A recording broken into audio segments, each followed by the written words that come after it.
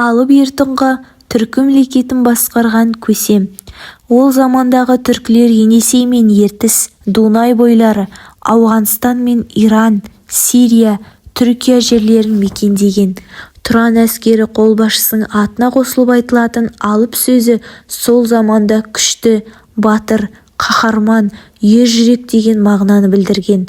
Алып сақтар мен ғұндар заманынан бері ер қорғаған батырлардың, қолбасшы ерлердің мәртебелі есімі. Алып ертұнға Иранның ұлы ақыны Фирдоусидің Шахнама кітабына кейіпкер болған. Онда Афрасияп, яғни алып ертұнға Тұран патшасы болып суреттеледі. Алып ертұнға тарихи адам, ақыл айласымен, күшімен айтса сөзін өткізіп, тірессе жеңіп, елді ел қылған батыр.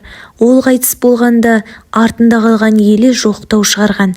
Сол жоқтау ауыздан ауызға тарап, одан 11 ғасырда түркі ғалымы Махмұд Қашқаридің Диуани-ул-Лұғат ат-түрік, түрік тілдерінің сөздігі еңбегі арқылы біздің дәуірімізге жеткен.